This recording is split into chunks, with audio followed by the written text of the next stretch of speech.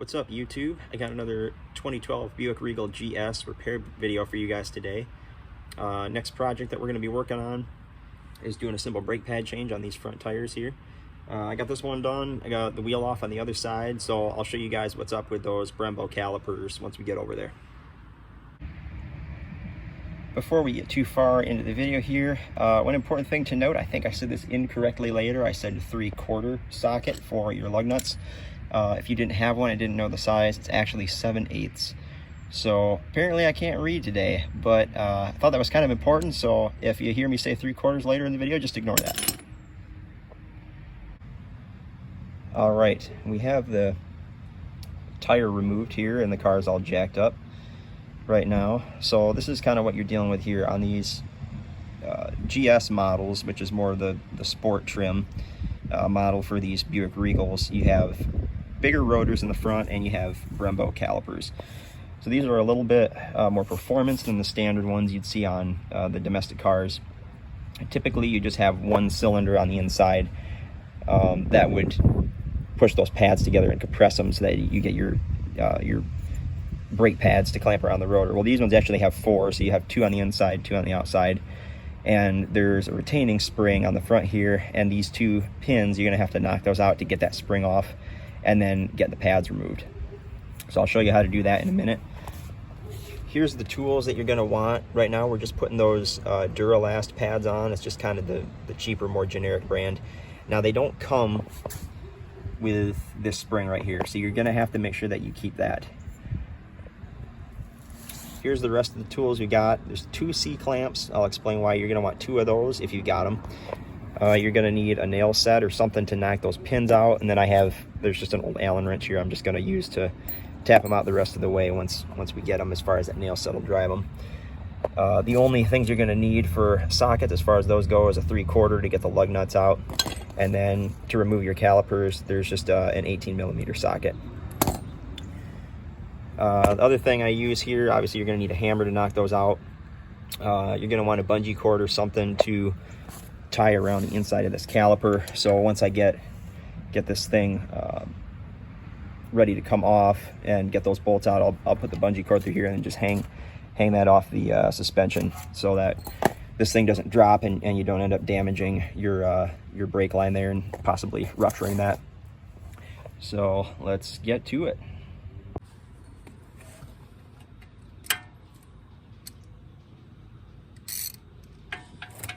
All right, to start, let's get these caliper bolts off.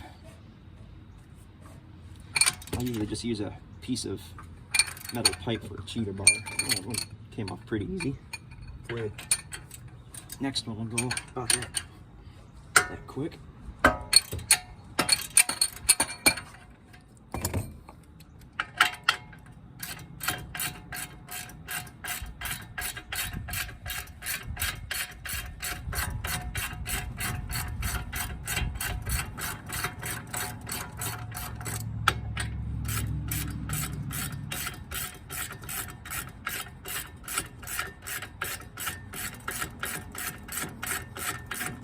Sometimes those bolts don't come off that easy, but I did change these a couple of years back to clean them off, so seems like some of that anti-seize brake grease we put in there helped a little bit with that.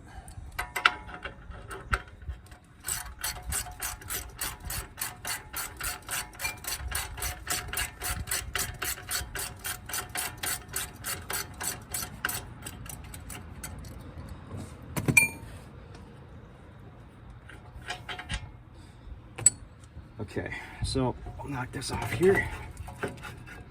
What I usually like to do before I pull those out, I'll just hit it with a little bit of brake cleaner, get some of that grease and junk out of here.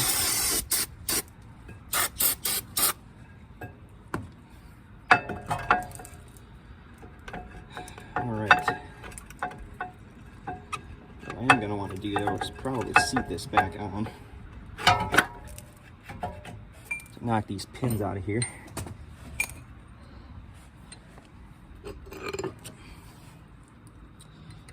So you're going to take the nail set, drive that pin out.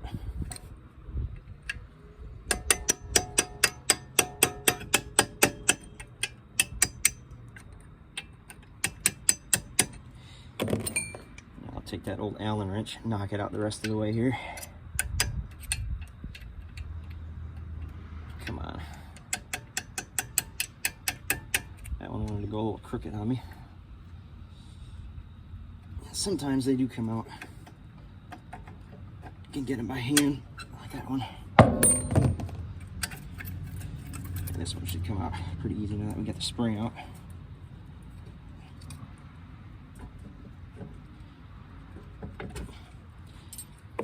Yeah, you can see these are pretty dirty, so probably want to hit those with some Scotch-Brite. I got a pad of that that we'll use to clean some stuff up in a little bit, and then put some grease on those when you pound them back in there, lock them in. That'll help them come out easier.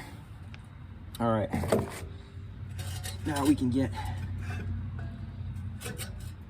that rotor's a little loose there. Take our pads off here, throw those old ones out.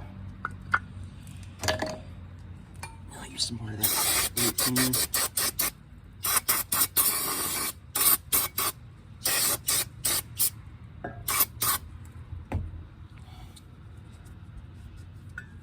Okay, next thing I want to do is put this bungee cord in here.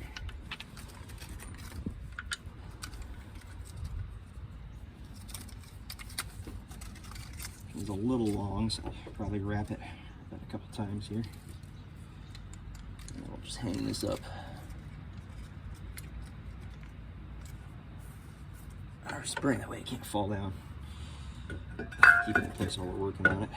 So, what I do want to show you now is why you're going to want two of these C-clamps to compress this. See, the cylinders that you have in here, you're going to have to compress each of these to get them flush with this wall so that you can fit your pads on when it goes back around your rotor. Now, what happens is with the hydraulic pressure in there from the brake fluid, if you only do one at a time, a lot of times if you start with the bottom, what it does is it's going to keep pushing that other cylinder back. So as you put pressure on this one and clamp that in, I take that off and it'll stay flush, but then as soon as I push this inside one in here, this one starts to pop back out again. So what you'll probably want to do, if you have two clamps, makes it a lot easier because you can do them both at the same time,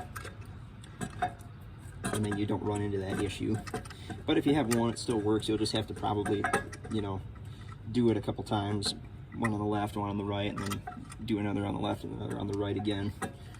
But if you clamp them both, let them sit for a minute here, and take them off, they should stay put. Now we'll do the same thing at the top. Start that inside one here. And we'll go back to our outside one.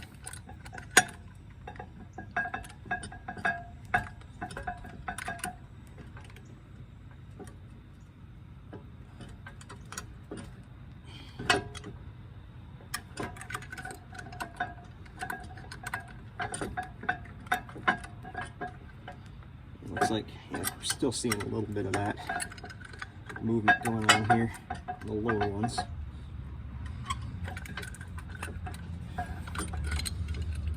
I think that's about it. Maybe hit this one more time here. Let's let that one pop a little bit. So now you should be all set. What you're going to want to do now, if you get these brake pads, you're going to want to hit it with, oops, I knocked my camera over there. You're going to want to hit it with some of this brake lubricant here. You're going to want to put some where each of these pads are seated, so there's 4 spots here. Put a little bit of that on each one.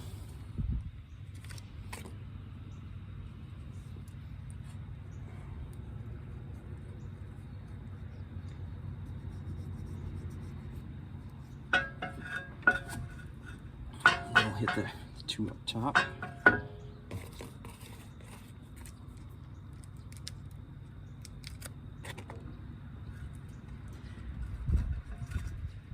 to get too crazy with it, but put enough on there that you're not gonna run into issues getting those things off next time around.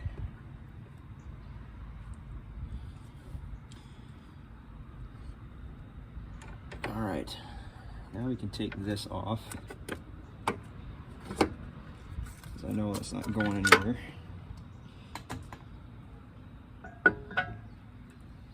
Now I'm gonna put our two pads in here.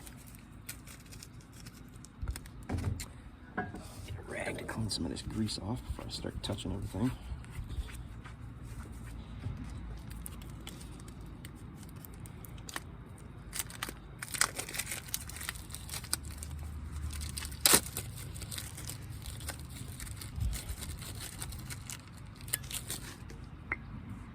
I always like to clean as much stuff off as I can before I put it back together. Probably not necessary, but I just like to take care of my equipment if I can. So I'll show you guys a couple little things to do that'll clean these things up. Get them sitting real nice. All right. So we got this back on. Before we put the spray on though, I'm gonna hit this with a little bit of Scotch-Brite. So I'll go get that, and then we'll get this cleaned up. Okay, so you could pick this stuff up at any hardware store pretty much. It's just, well, it was a little bit thicker at one point. This is pretty worn out, but it'll still work for what we're doing here. Just get a little bit of water on it, and rub it, get a lot of that you know, just dirt, rust buildup, or whatever is on there. Get all that cleaned off. I actually did this on the inside of the tire too. I'll show you how that turned out. I'll show you what the tire looked like before I started on this one, and then I'll show you what it's like at the end. And it looks a lot sharper, so I'll probably actually just do the other rear tires, pop those off, and hit those with some of this Scotch-Brite too. While we're out here working, even though we're not changing those today, just get everything looking a little bit nicer.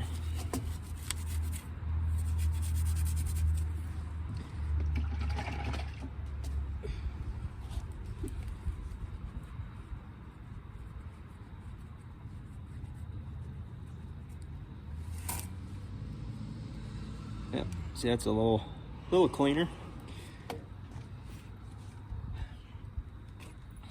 And now I'm gonna hit these retaining pins with it too. Just get some of that junk and dirt buildup cleaned off here.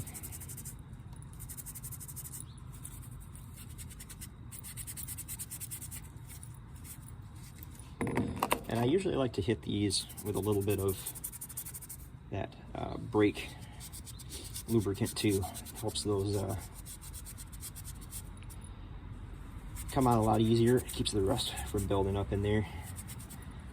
You know, up here in Michigan we deal with a lot of salt, so if you live in the South, you're lucky. You don't have to worry about that kind of stuff as much.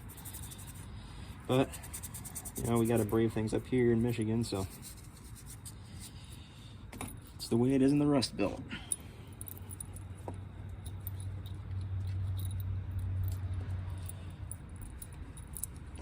Yeah, we got that. That's a little bit cleaner, a little better. All right, next thing now, your spring, when this sits back on here, you want these little tabs to the inside right here. So these are going to go against your pads. And now what you're going to want to do is you're going to want to put this pin through here to hold this front pad in before you put that spring on. That way it'll keep them from falling back. First time I did these a while ago, the pads would slip to the back, and now there's nothing in the back to hold the pads in there, so you want to make sure that you can get the pin through here before you try to put them on, because once they're on there it's going to be a little bit harder to move them forward and get them back up to the front. So I'll put this on like this, get that pin through, and hit it through the other brake pad. my knee underneath this to make sure we don't drop it.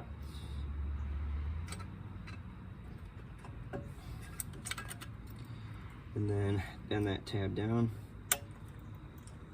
Get the next pin in. And then they'll hold in like that. Now, I did forget to put the brake fluid on there, so I want to get that lubricant on.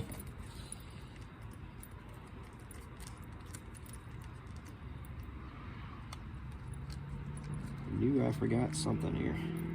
I'm not a YouTuber, so I get a little distracted. I'm not a professional at this by any means, so making videos is not my forte. Can't talk and work at the same time. Now you see what happened with that pad there. That one fell right down, so I'm gonna hold this one in here with the pin while I can. Try to keep these from, just keep that inside one from slipping back. Now I'll try to push this other one up to the front if I can get it here. There we go.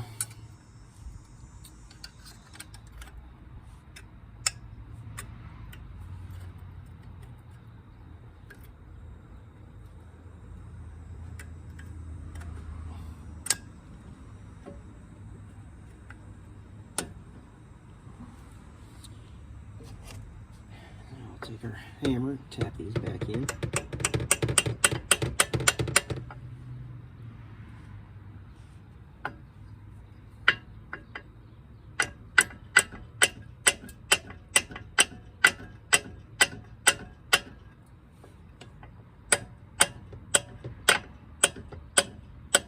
Doesn't take a lot. I'll probably drive in a little farther with that nail set once I get that back on, but before we do that, I want to at least get the caliper mounted on here again. And again, we'll use some of that brake lubricant. Get that on the shoulders of these here so that we don't get any rust buildup. Fun stuff to deal with later.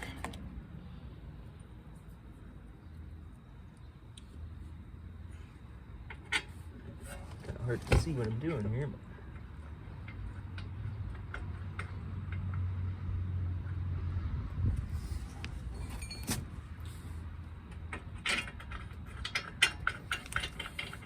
and we'll get that 18mm back.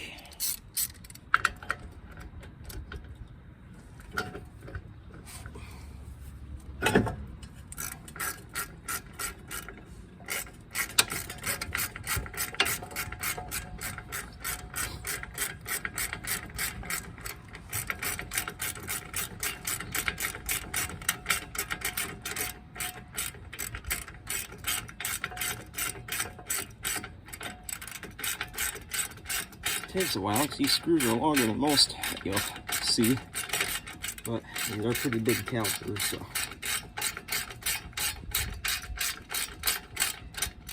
The nice thing about them is they are pretty easy to work on. There's not really a lot to it. Just another tip, if you are looking at buying one of these GS models, just know that because of the performance calipers that they put on these, you have to have rims with a little bit of a flare on them so that they stick out past the outside and they don't rub on this. Now, these cars do not come with a spare tire because of that, so if you want to get a spare tire, you're gonna have to get an aftermarket one. Now, typically they come with an air pump because for some reason that meets whatever requirements are placed on the manufacturer to provide some kind of a, an assistance device in case you get a flat tire or a leak or something. Probably won't do you much good, so I just removed that. I tried to get a spare tire off a Buick Regal Turbo of the same year, and because these have the normal caliper style in the rear, they don't have these Brembo ones, I thought that would work. Turns out though that spare tire still does not clear the back calipers. So that unfortunately did not do me any good, and I still had to get a tow when I got a flat tire this spring with this thing. So unless you get an aftermarket tire for a spare to put in your trunk with those special flared rims, just be prepared for a towing bill, because you're probably not going to be riding on a donut.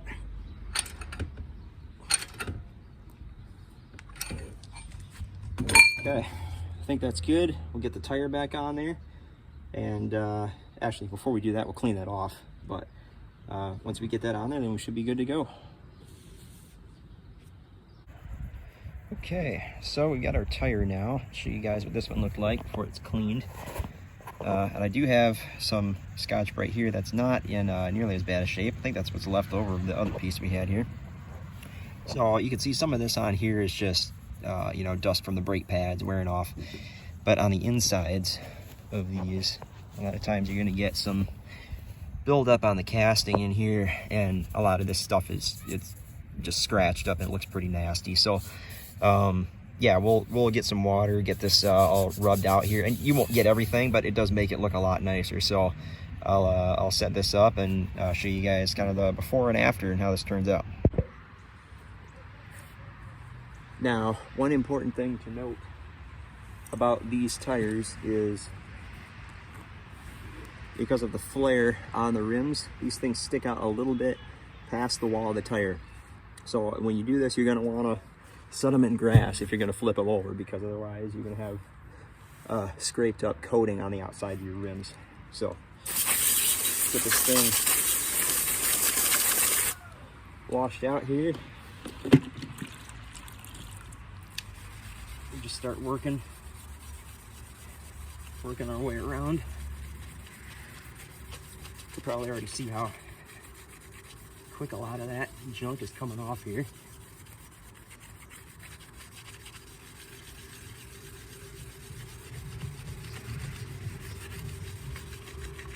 And again, it's not one of those things that's necessary, but if you got the time and you want to make your tires and everything look a little cleaner on the inside,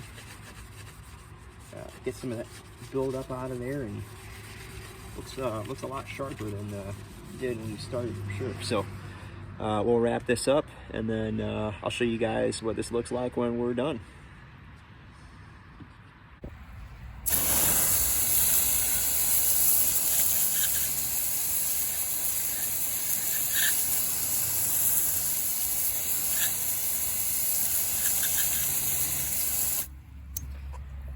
Okay, so I'll give you a look at how this turned out. Looks pretty nice.